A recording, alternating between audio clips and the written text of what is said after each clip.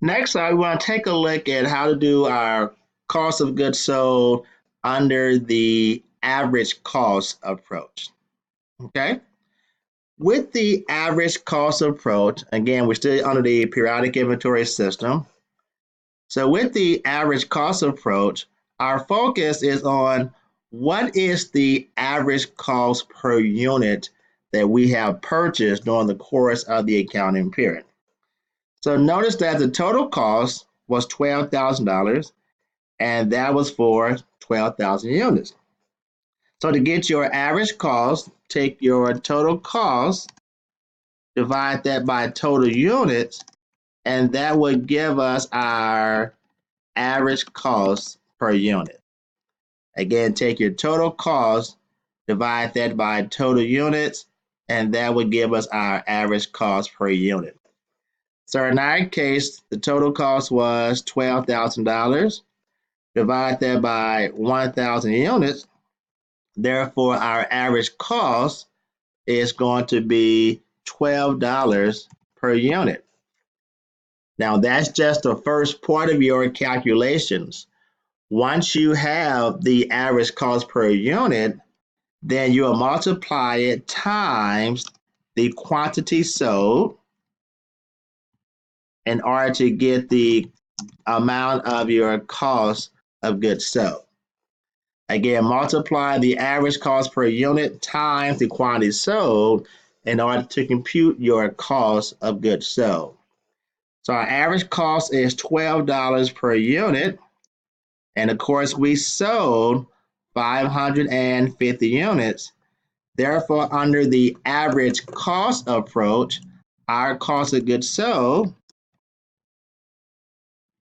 would equal $6,600. So once again, I'm trying to show everything. Let me do this. Once you have your average cost, you're going to get multiplied times the quantity sold in order to compute your cost of goods sold.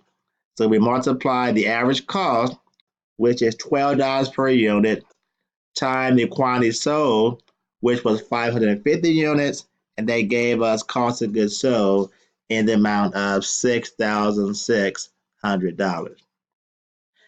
Now we must calculate the value of our ending inventory. And we have remaining 450 units.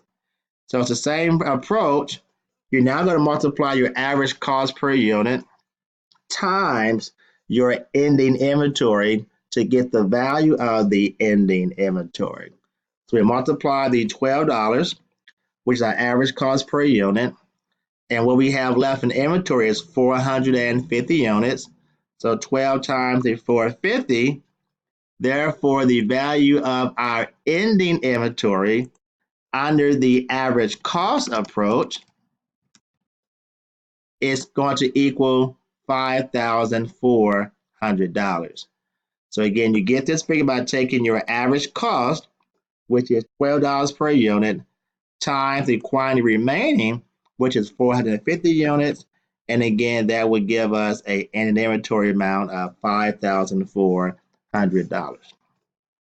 Now, regardless of which method you choose, when you add the cost of goods sold plus in the inventory, it must always equal your cost of goods available for sale. So when I add the 6,600 plus the 5,400, my cost of goods available for sale, take a typing class, will total the $12,000. So notice that depending upon which method is chosen, FIFO, I'm trying to show them all at the same time. Well, this is FIFO over here. I'll just put FIFO so we can see that. If you're using FIFO, LIFO, or the average cost approach, they're going to give you different results. FIFO typically would give you the lowest cost of goods sold in times of inflation, meaning that Under FIFO, we sold the earlier units when the cost was cheaper. And of course, in times of inflation, the cost is going to increase. Therefore, FIFO would give you the lowest cost of goods sold, but it would give you the highest value for your ending inventory because we're assuming that we still have the newer units remaining as part of ending inventory. LIFO would give you your highest cost of goods sold because we're assuming we've sold the newer units, which have a higher cost, and then we give you the lowest value for your ending inventory.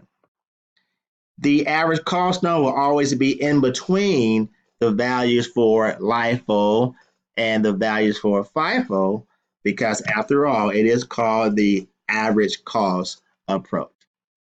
Okay?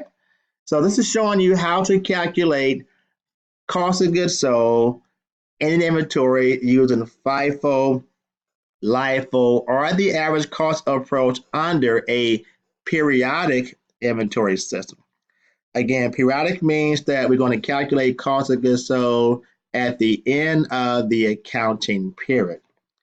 We're going to now do another video lecture that will focus on cost flow assumptions, but this time under the perpetual inventory system. Sounds exciting? Stay tuned.